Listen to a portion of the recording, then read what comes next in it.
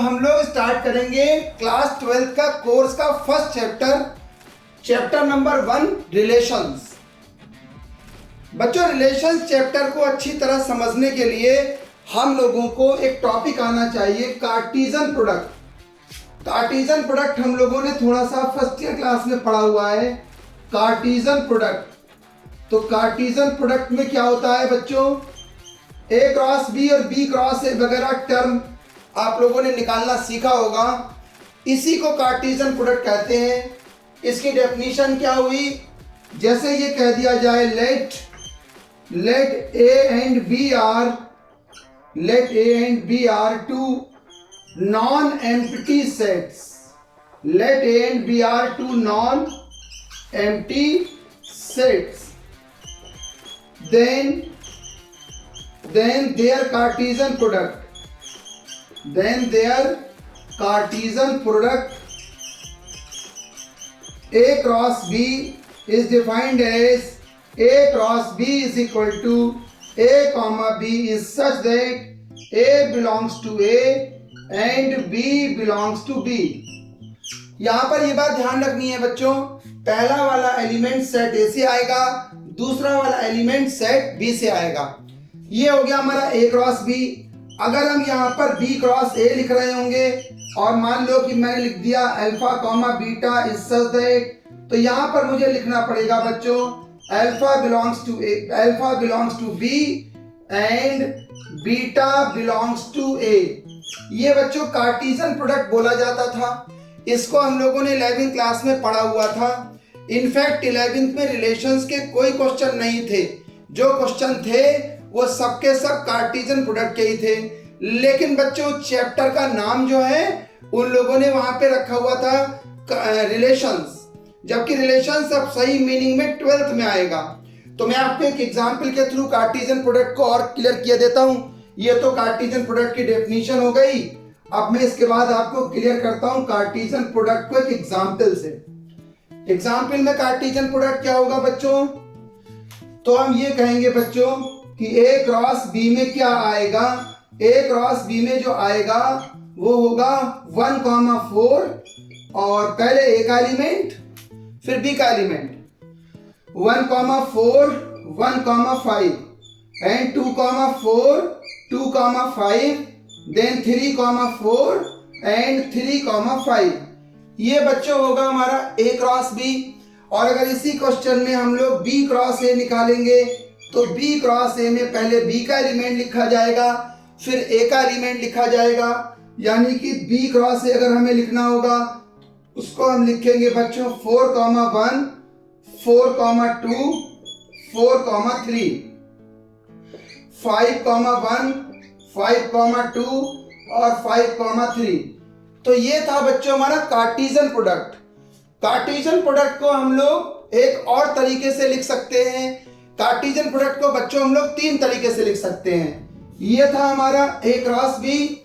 अब मैं आपको इसी एग्जाम्पल को लिखने जा रहा हूं, A cross B in arrow diagram. A cross B in arrow diagram. Arrow diagram में ए क्रॉस बी कैसे लिखा जाता है बच्चों, एक तरफ आप सेट ए लिख लें, एक तरफ आप सेट बी लिख लें। और ए से बी में एरो डायग्राम कैसे लिखा जाएगा, जैसे ए क्रॉस बी में 1,4 है, ए में एलिमेंट आ रहा है 1 2 3 और बी में एलिमेंट आ रहा है 4 और 5। अब जैसे यहाँ पर 1,4 है, it means 1 is related to 4 and 1 is also related to 5। Similarly 2 is related to 4 and 2 is also related to 5 and 3 is related to 4 and 3 is related to 5। तो ये था बच्चों A cross B Cartesian system में, ये था A cross B in arrow diagram में। और एक ए क्रॉस बी जो है हम लोग रेक्टेंगुलर कोऑर्डिनेट सिस्टम में भी लिख सकते हैं, उसको भी कार्टीजन सिस्टम बोलते हैं। इसीलिए इस प्रोडक्ट का नाम कार्टीजन प्रोडक्ट कहा गया। तो अब मैं करने जा रहा हूं इसका तीसरा एक और इसका रिप्रेजेंटेशन, जिसके लिए मुझे इसको लिखा लेने देना होगा। अब मैं आपको बताता हूं कि ए क्रॉस बी को हम लोग कैसे करके लिखेंगे कार्टीजन प्रोडक्ट में। उसके लिए बच्चों में चारों क्वाड्रेंट बनाने होंगे। चारों क्वाड्रेंट हमने बनाए और क्वाड्रेंट को कुछ इस तरीके से एडजस्ट किया, जैसे ये देखिए ये हमारी हो गई एक्स एक्सिस, ये हो गई हमारी वाई एक्सिस। ठीक है, अब हम कोऑर्डिनेट बनाने जा रहे हैं। ए क्रॉस बी को हम लिख रहे हैं तो 1,4, तो इसको हमने मार्क कर दिया 1 2 3 4, 1 2 3 4 एंड 5। इसके बाद हम बनाने जा रहे हैं बच्चों 1,4, तो ये रहा हमारा 1 और 1 2 3 4, यानी कि 1,4 यहां कहीं पर होगा 1,4। इसके बाद बच्चों हमने लिखा है इसके ऊपर 1,5, तो ये कहीं पर हमारा आएगा बच्चों 1,5। और इसके बाद हमने लिखा बच्चों 2,4, तो ये बच्चों आएगा हमारा 2,4 और ये आएगा इसके ऊपर हमारा 2,5। सिमिलरली हमारा आएगा 3,4, ये आया हमारा 3,4 और आगे हुआ 3,4 और आगे हुआ हमारा 3,5। तो ये बच्चों हमारा ए क्रॉस बी को मैंने आपको 3 तरीके से लिखने बताया। ए क्रॉस बी इस तरीके से लिख दिया जाए सेट्स की फॉर्म में, ठीक है। एक दूसरा तरीका बताया कि ए क्रॉस बी को जो है वो लिख दिया जाए एरो डायग्राम में, और तीसरा मैंने तरीका बताया ए क्रॉस बी को लिख दिया जाए कार्टेशियन सिस्टम में। तो ये 3 तरीके से ए क्रॉस बी को एक्सप्लेन किया जा सकता है। अब बच्चों इसके बाद हम लोग यहाँ पर हम लोगों ने पढ़ा था फर्स्ट ईयर क्लास में, फिर मैं आपको रिवीजन करा रहा हूँ। ये रिलेशंस की स्टार्टिंग है, अब मैं आपको रिवीजन करा रहा हूँ। इसमें एक प्रकार से कार्टेशियन सिस्टम बताया गया है। अभी रिलेशन की डेफिनेशन तो आई ही नहीं है। इसके बाद बच्चों कार्टेशियन सिस्टम के बाद इसमें बच्चों अब हम लोग बात करते हैं कुछ इंपॉर्टेंट नोट्स की। जैसे मैं आपको ये बोलूंगा कि set A contains m element, if set A contains m element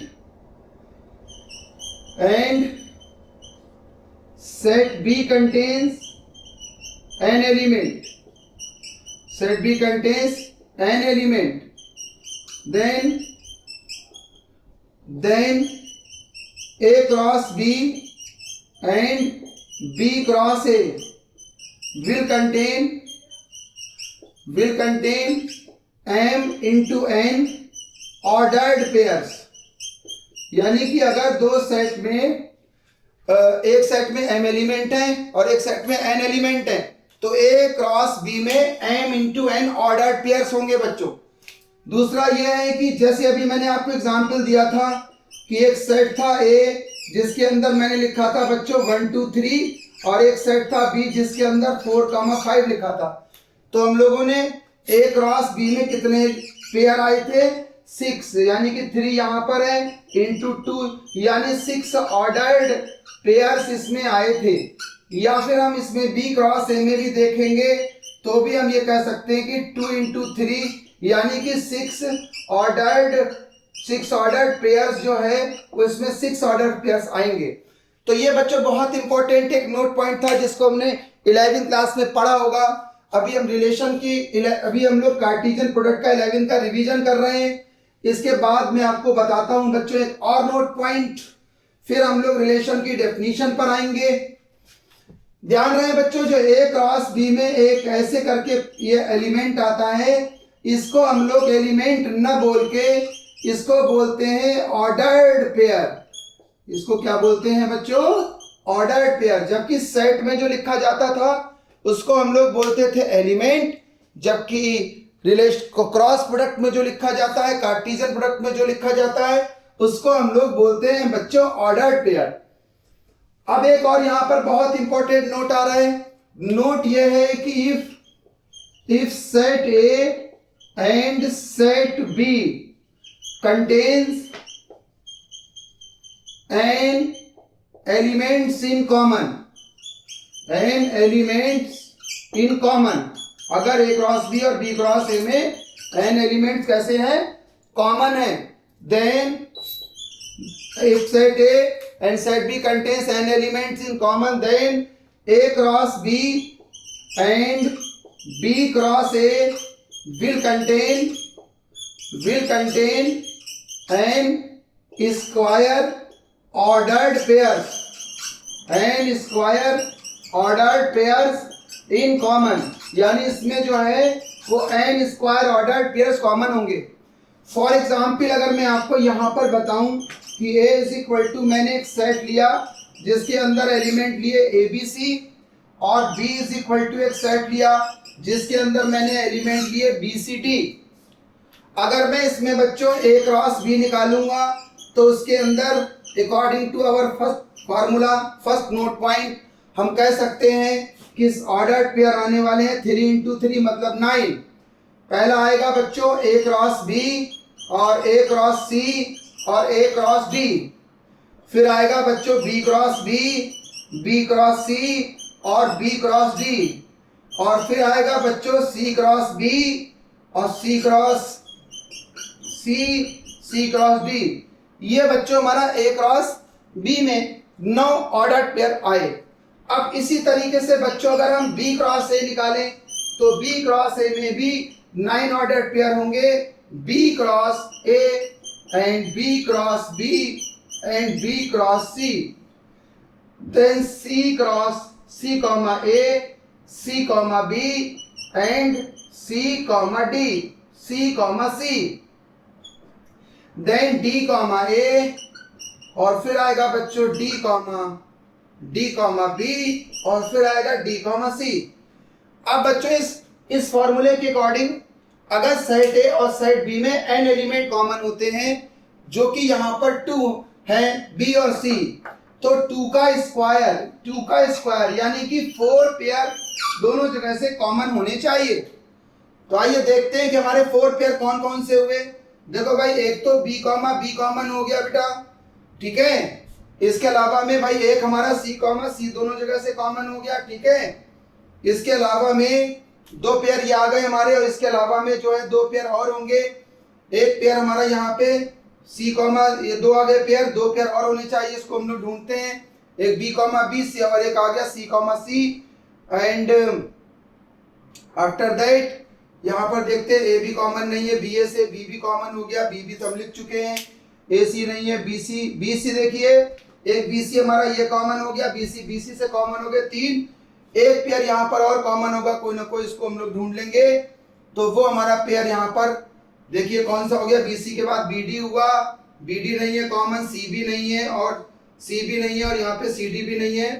एक पेयर और कॉमन होना चाहिए CB, एक पेयर और कॉमन में आ रहा है CB और CB। तो दोनों सेट A क्रॉस B और B क्रॉस A में हमारे n स्क्वायर मतलब 2 का स्क्वायर यानी कि 4 ऑर्डर पेयर्स कॉमन होंगे। ये बच्चों का ये हमारा था 11वीं क्लास का कार्टेशियन सिस्टम, यानी कि 11वीं क्लास में चैप्टर का नाम भले ही रिलेशन है, लेकिन 11वीं क्लास का ये कार्टेशियन प्रोडक्ट चैप्टर का रिवीजन था, जिसका दूसरा नाम हम रिलेशन पढ़ते थे। अब मैं आपको ये बताने जा रहा हूँ कि रिलेशन होता क्या है। अब हम लोग पढ़ेंगे बच्चों रिलेशन की डेफिनेशन। रिलेशन क्या होता है जरा ध्यान देंगे। जैसे बच्चों हमारे पास set A is equal to, एक कोई सेट था जिसके अंदर एलिमेंट थे 4 5 6, और B इज इक्वल टू मैंने एक सेट बनाया जिसके अंदर मैंने एलिमेंट लिखे 1 2, और यहाँ पर मैंने ये कहा कि R is equal to A B is such that A minus B is even, A minus B is even, A belongs to A and B belongs to B। बच्चों अगर हम यहाँ पर A क्रॉस B निकालेंगे तो A cross B में according to our previous formulas हम ये कह सकते हैं कि 3 2 6 यानी कि 6 ऑर्डर पेयर आने चाहिए थे, लेकिन उसमें से पहला वाला A से आ रहा है, दूसरा वाला B से आ रहा है। इससे ये बात तो क्लियर हो रही है कि हमारी जो कैलकुलेशन है वो A क्रॉस B से आ रही है। तो A क्रॉस B में से आ रही है, तो A क्रॉस B में हमने सारे के सारे वो पेयर लिखने हैं केवल और केवल, पूरे के पूरे 3 2 6 पेयर नहीं लिखने हैं। 6 पेयर में से केवल वो पेयर लिखने हैं जिनका डिफरेंस इवन होगा। जैसे एक पेयर बना हमारा 4 1, लेकिन 4 और 1 का डिफरेंस जो होता है 3 होता है। 3 एक कैसा नंबर है, ऑड नंबर है, तो वो नहीं आने वाला।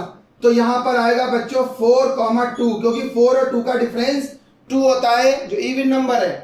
इसके बाद बच्चों एक पेयर आ जाएगा हमारा 5 1, और इसके बाद 5 2 नहीं आएगा, क्योंकि 5 और 2 का जो डिफरेंस है वो बच्चों 3 होता है जो इवन नंबर नहीं है। इसके बाद आएगा बच्चों 6 1 नहीं आ सकता, और एक पेयर आएगा हमारा 6 2। इसको हम लोग रिलेशन बोलते हैं बच्चों। रिलेशन क्या हुआ एक्चुअली में, रिलेशन की डेफिनेशन अगर मैं आपको बताऊं तो ये कहा जाएगा कार्टीजन प्रोडक्ट में से।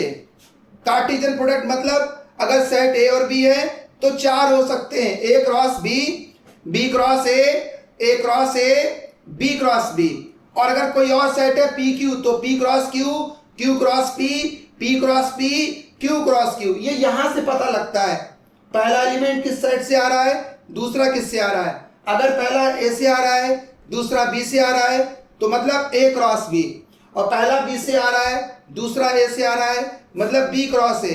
पहला बी ए से आ रहा है, दूसरा बी ए से आ रहा है मतलब ए क्रॉस ए। सिमिलरली पहला बी और दूसरा बी से आ रहा है मतलब बी क्रॉस बी के सारे पेयर ना लिखे आप तो क्या हुआ कि डेफिनेशन क्या हुई, कार्टीजन प्रोडक्ट में से कुछ पेयर। देखिए इसमें 3 2 या 6 पेयर आ रहे थे जिसमें से हमने वो पेयर लिए जिनमें डिफरेंस क्या हो, इवन हो। ये मैंने एक एग्जाम्पल दिया है एज एग्जाम्पल। तो हम ये कह सकते हैं कि कार्टीजन प्रोडक्ट में से कुछ पेयर किसी ना किसी कंडीशन को फॉलो करते हुए अगर लिख दिए जाएं तो वो रिलेशन कहलाता है। अगर वो ए क्रॉस बी में से आ रहा होगा तो ये कहा जाएगा R is a relation from A to B।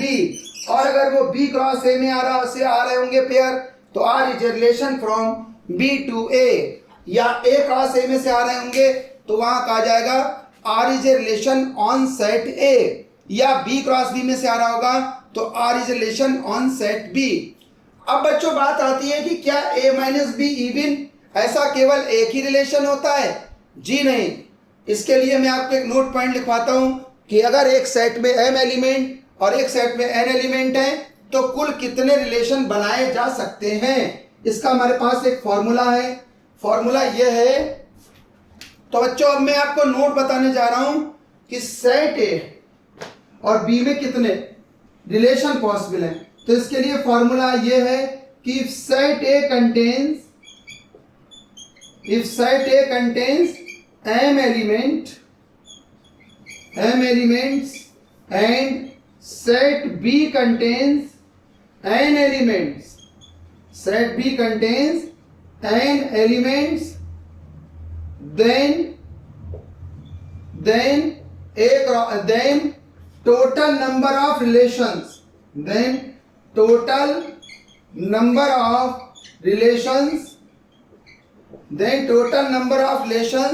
from B to A, total number of relations from B to A or from A to B will be 2 to the power n into m, 2 to the power m into n। यानी अगर set A में m element है और set B में n element है तो A cross B और B cross A में कुल relation 2 to the power mn होंगे। अब बच्चों की यहाँ पर जो है ये टोटल रिलेशन होंगे। अब ये टोटल रिलेशन केवल A minus be even he नहीं होता, A माइनस बी इवन है, A माइनस बी ऑड है, A प्लस बी इवन है, A प्लस बी ऑड है। इसका मतलब यही नहीं है कि A प्लस बी और A माइनस बी इवन। अगर मान लीजिए कि कोई ये कहते कि दो नंबर को स्क्वायर करके जोड़ो, 3 से डिवाइड करो, जो रिमाइंडर बना है वो वाले लिखो, तो कहने का मतलब ये है कि सारे जितने पॉसिबल होंगे इस टाइप के कॉम्बिनेशंस वो 2 to the power mn होंगे। तो ये था बच्चों हमारा रिलेशन चैप्टर का एक शॉर्ट इंट्रोडक्शन। अब जैसे बच्चों हम लोगों ने पढ़ा type of relation, type of sets पढ़ा। जिस सेट में कोई एलिमेंट नहीं होता उस सेट को हम लोग कहते हैं नल सेट या वॉइड सेट या एम्प्टी सेट। और इसी तरीके से अब हम यहां पर पढ़ने जा रहे हैं बच्चों टाइप ऑफ रिलेशंस पढ़ने जा रहे हैं। ठीक है, बस आप सेट और रिलेशंस में बेसिक डिफरेंस को समझिए। सेट में एलिमेंट आता था और रिलेशंस में ऑर्डर्ड पेयर आएगा। एक पेयर आएगा और वो भी छोटी ब्रैकेट में लिखना है, स्मॉल ब्रैकेट में। तो टाइप ऑफ रिलेशंस में सबसे पहले आ रहा है वॉइड रिलेशन, या इसको हम लोग कहते हैं बच्चों एम्प्टी एम्प्टी रिलेशन, या इसको हम लोग कहते हैं बच्चों नल रिलेशन। जैसे वहां पर होता था हमारा वाइड सेट या एम्प्टी सेट या नल सेट, ठीक उसी तरीके से वाइड रिलेशन या एम्प्टी रिलेशन या नल रिलेशन, इसमें क्या होगा, a relation which doesn't contain any ordered pair, यानी कि एक ऐसा रिलेशन जिसके अंदर कोई भी ऑर्डर्ड पेयर ना हो, वो नल रिलेशन, वॉइड रिलेशन या एम्प्टी रिलेशन कहलाता है। For example, if A is equal to बच्चों 2, 4, 6 and B is equal to 4 और 8, और मैंने ये कहा R is equal to A comma B is such that A minus B is odd, A minus B is odd, A belongs to A, B belongs to B. अब देखिए बच्चों, अगर हम यहाँ पर R को बनाएंगे तो R में क्या करना होगा, एक पेयर देखिए, पहला ए से आ रहा है, दूसरा बी से आ रहा है। ए में 3 एलिमेंट है, बी में 2, तो ए क्रॉस बी में कुल 3 2 जा 6 ऑर्डर पेयर होंगे। लेकिन उन 6 ऑर्डर पेयर में से रिलेशन में हमें वो वाले लिखने हैं, पहला ए से लेना, दूसरा बी, मतलब ए क्रॉस बी के वो पेयर लिखने हैं जिनका डिफरेंस जो है ऑड हो। अब यहाँ पे क्या है कि बच्चों 2,4 नहीं आ सकता, क्योंकि 2 और 4 का डिफरेंस -2 हुआ जो इवन है, और 2 और 8 नहीं आ सकता, डिफरेंस इवन है। 4 4 का डिफरेंस 0 है, ध्यान रहे 0 2 4 6 8 इवन नंबर की कैटेगरी में आते हैं बच्चों, 1 3 5 7 9 ऑड नंबर की कैटेगरी में आते हैं। तो यहाँ पे 4 4 नहीं आ सकता, 4 8 नहीं आ सकता, 6 4 नहीं आ सकता, 6 8 नहीं आ सकता। तो ऐसा रिलेशन जो है जिसमें कोई भी कार्टेशियन प्रोडक्ट का कोई भी ऑर्डर्ड पेयर ना आए, उसको हम लोग कहते हैं वाइड रिलेशन, एम्प्टी रिलेशन या फिर नल रिलेशन। बच्चों ये बात ध्यान रहे, हमारा जो रिलेशंस का क्वेश्चन है बोर्ड में, वो केवल और केवल डेफिनेशन पर बेस्ड आता है। डेफिनेशंस में अगर डिफरेंस करना हमें सही से नहीं आया, ये क्वेश्चन अटेम्प्ट एग्जाम में नहीं कर पाएंगे, इसलिए डेफिनेशंस को बहुत ध्यान से सुनना है। तो ये था बच्चों हमारा पहला वाइड रिलेशन। अब हम वाइड रिलेशन के बाद सेकंड वाला आपको समझाने जा रहे हैं। सेकंड वाला बच्चों जो रिलेशन है उसको हम लोग कहते हैं यूनिवर्सल रिलेशन। यूनिवर्सल रिलेशन में क्या आता है, a relation which contains all possible ordered pairs from Cartesian product, all possible ordered pairs, a relation which contains all possible ordered pairs from Cartesian product, यानी कि एक ऐसा रिलेशन जो Cartesian product के सारे कार्टेशियन प्रोडक्ट के element contain करता हो। फॉर एग्जाम्पल मैं आपसे कहूंगा कि a इज इक्वल टू, अभी जो मैंने पीछे क्वेश्चन दिया था बेटा 2 4 6 और शायद यही था 4,8, तो इसमें हम जब r निकालेंगे तो r is equal to a comma b is such that a belongs to a, b belongs to b, comma a minus b is, वहां मैंने ऑड लिखा था, यहां मैं इवन लिख दूं, तो बच्चों a क्रॉस b के सारे पेयर आ जाने। कौन कौन से पेयर आएंगे बच्चों, 2,4 आएगा और 2,8 आएगा, क्योंकि इनका डिफरेंस इवन है। फिर हमारा बच्चों 4,4 आएगा और 4,8 आएगा, और फिर हमारा बच्चों 6,4 आएगा और इसके बाद हमारा 6,8 आएगा। क्योंकि बच्चों हमें पता होना चाहिए दोनों ही सेट में इवन नंबर हैं और हमें डिफरेंस इवन चाहिए, और दो इवन नंबर का डिफरेंस हमेशा इवन होता है। इसलिए ऐसा रिलेशन जो a क्रॉस b या b क्रॉस a या a क्रॉस a या b क्रॉस b के सारे के सारे ऑर्डर्ड पेयर कंटेन करता, वो यूनिवर्सल रिलेशन कहलाता है। तो एक मैंने आपको बताया बच्चों, नंबर 1 एम्प्टी रिलेशन, नल रिलेशन या वॉइड रिलेशन। एक बताया मैंने आपको यूनिवर्सल रिलेशन। इस तरीके के बच्चों थोड़े से रिलेशंस की टाइप और हैं। अब हम पढ़ने जा रहे हैं थर्ड, यानी कि थर्ड बहुत important identity relation. Third relation है आइडेंटिटी रिलेशन। आइडेंटिटी रिलेशन क्या होता है बच्चों, ध्यान देंगे। ए रिलेशन आई ए, बहुत इंपॉर्टेंट है, इसका नोटेशन भी फिक्स है आइडेंटिटी रिलेशन का। A relation I A is called identity relation. Identity relation on set A. A relation IA is called identity relation on set A. If A comma A belongs to IA for every A belongs to set A. मतलब बच्चों इसको एक example से बहुत बेहतर तरीके से हम समझ सकते हैं। ये देखिए इसमें क्या क्या होता है। जैसे एक सेट मैंने यहां पर लिया, A is equal to A B C. A is equal to A B C एक सेट लिया, तो मैंने यहाँ पर एक आइडेंटिटी रिलेशन बनाने जा रहे हैं आइए। तो आइए में क्या आने वाला है बच्चों, ए है तो ए कॉमा ए, दूसरा बी कॉमा बी, तीसरा सी कॉमा सी, यानी कि केवल और केवल सेम वाले सारे के सारे एलिमेंट हो, ए comma A, B comma B, C comma सी। ये एक आइडेंटिटी रिलेशन है। जबकि मैं अगर यहाँ पर एक और एग्जांपल दूं आपको, a इज इक्वल टू लिख दूं अल्फा बीटा, मान यहाँ पर दूसरा सेट लिख दिया मैंने, b is equal to alpha beta gamma, और i भी अगर मैं बनाऊं alpha comma alpha, beta comma beta और अल्फा कॉमा बीटा, ये जो है is not a identity relation. ये एक आइडेंटिटी रिलेशन नहीं है। ये आइडेंटिटी रिलेशन क्यों नहीं है, बिकॉज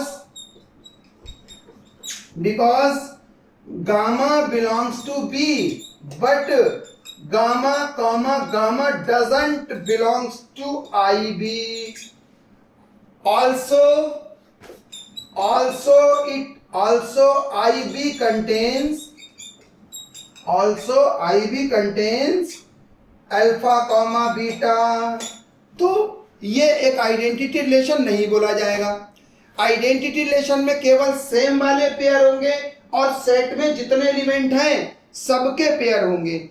आइडेंटिटी वर्ड आइडेंटिकल से आया है, यानी ऐसे पेयर जो अपने आप पर मैप करते हो।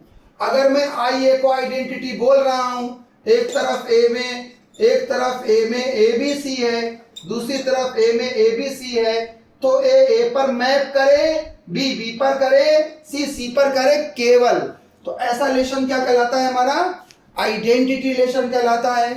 तो बीच बीच में बच्चों लोग रिवीजन भी करते चल रहे हैं। पहला मैंने आपको बताया वाइड रिलेशन, दूसरा मैंने आपको बताया यूनिवर्सल रिलेशन, तीसरा मैंने आपको बताया रिफ्लेक्सिव रिलेशन, तीसरा मैंने आपको बताया आइडेंटिटी रिलेशन। अब मैं आपको बताने जा रहा हूं रिलेशन नंबर 4।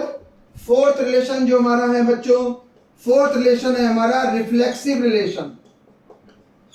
रिफ्लेक्सिव रिलेशन की डेफिनेशन और आइडेंटिटी रिलेशन की डेफिनेशन ऑलमोस्ट सेम है, बहुत ध्यान से सुनना है, ठीक है। A relation R on set A, on वहां पे हम लोग आई ए से लिखते थे, उसका नोटेशन फिक्स था। यहाँ पर R1 R2 R3 किसी से भी लिख सकते हैं। A relation R on set A is called reflexive relation on set A if A comma A belongs to R for every A belongs to A। अब यही वाली डेफिनेशन बच्चों बहुत ध्यान से समझना है। बिल्कुल सेम डेफिनेशन हम लोगों ने आइडेंटिटी रिलेशन में लिखी थी और यह यहाँ पर लिखी है, लेकिन दोनों में मेन डिफरेंस क्या है ये समझने के लिए एक एग्जाम्पल पे चलते हैं हम लोग, तो आपको सारी चीजें क्लियर होंगी। जैसे A is equal to ABC एक सेट है, हमने एक रिलेशन बनाया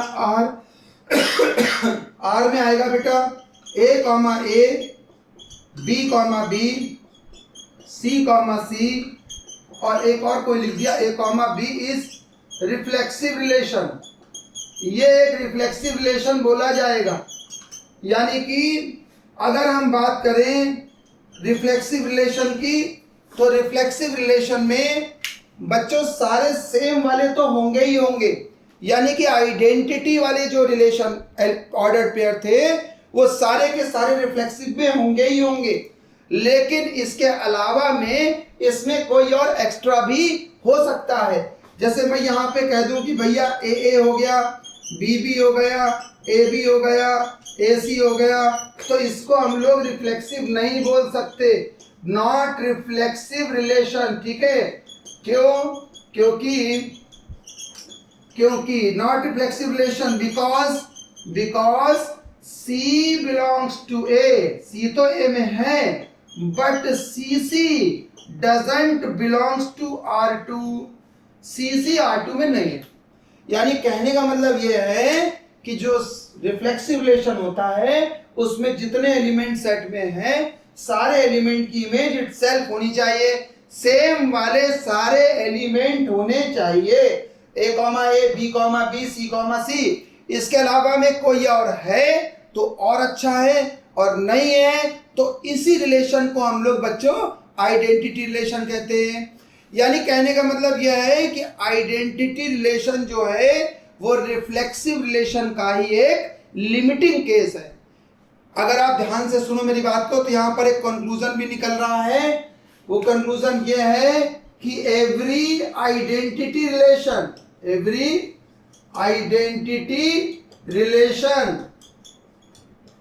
is always reflexive,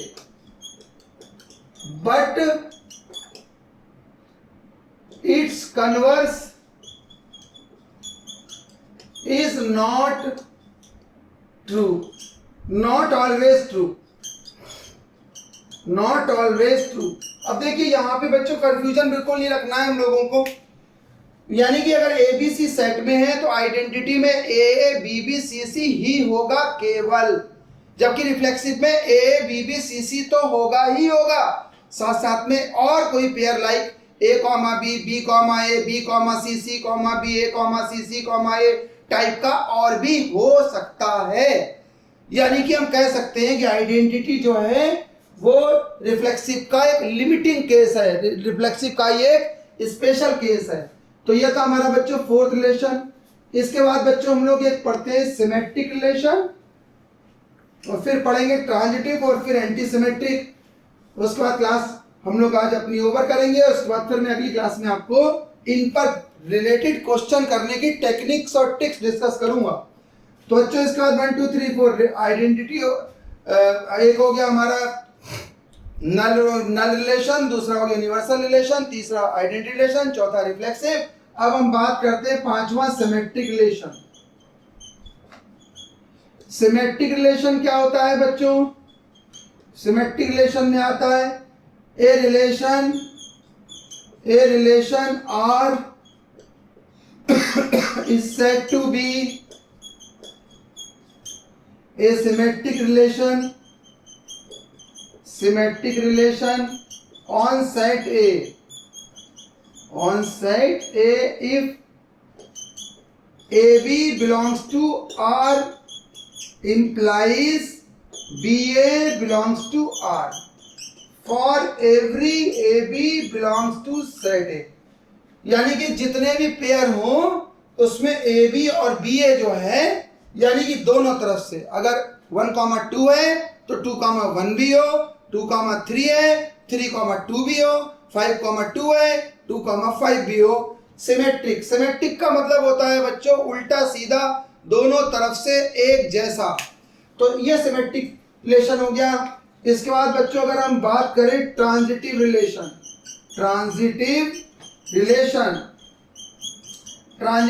की डेफिनेशन क्या है बच्चों? A relation R is said to be a transitive relation R is said to be a transitive relation on set A.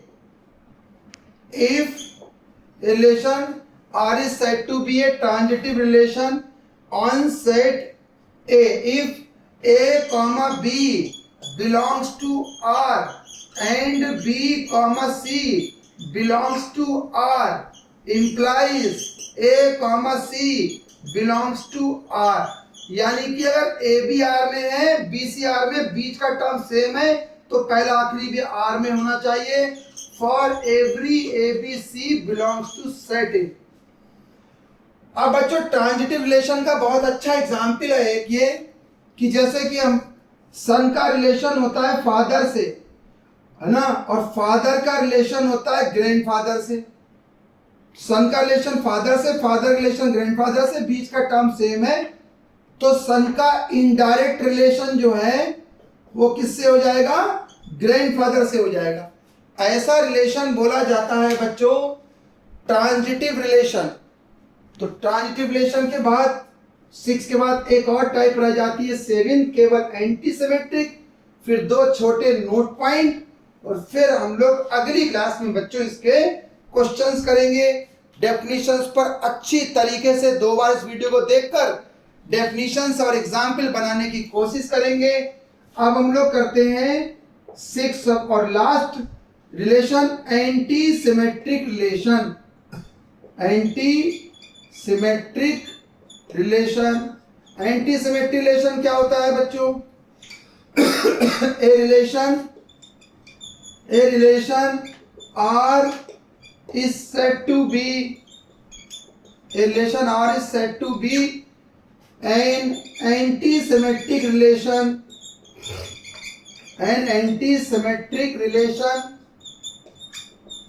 if AB belongs to R and BA belongs to R, both implies, यानी अगर AB R में है, BA R में है, तो फिर A और B equal होगा for every AB belongs to set A.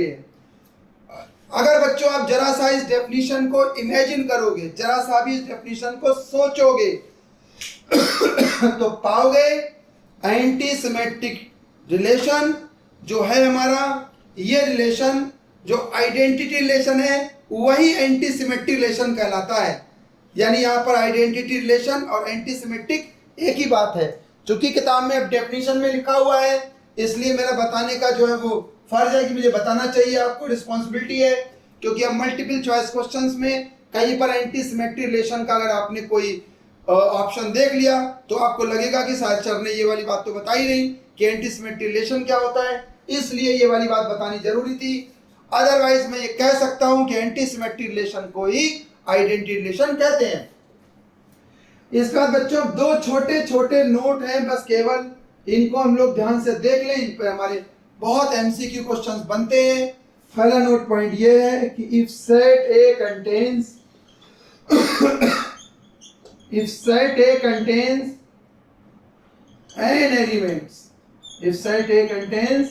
n elements, then total number of reflexive relations on set A is equal to 2 to the power n minus 1 और 2 to the power n square minus n. ये एक बहुत important formula है, multiple choice question exam में ये बहुत काम आने वाला है बच्चों. इसके अलावा में ये एक फार्मूला और है, total number of symmetric relations is equal to 2 to the power n plus 1 upon 2. ये बहुत इंपॉर्टेंट फार्मूला है. ये हमारे पास बच्चों केवल 2 ही हैं, एक रिफ्लेक्सिव के लिए है और एक सिमेट्रिक के लिए है. ऐसा कोई फार्मूला हमारे पास ट्रांजिटिव के लिए नहीं है. अब इसके बाद बच्चों एक और बहुत इंपॉर्टेंट पॉइंट है जिस पर हमारा 12th क्लास में 4 मार्क्स में क्वेश्चन बनता है बोर्ड एग्जाम में, सब्जेक्टिव क्वेश्चन. 3, 4, 5 कितने भी नंबर में आ सकता है, ये according to paper pattern change हो सकता है. If set if any relation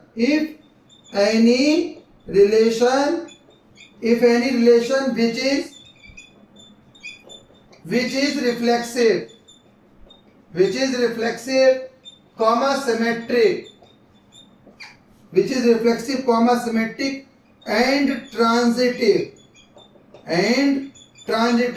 is also called an equivalence relation। यानी ऐसा रिलेशन जो रिफ्लेक्सिव भी हो और सिमेट्रिक भी हो और ट्रांजिटिव हो, ऐसे रिलेशन को हम लोग इक्विवेलेंस रिलेशन कहते हैं।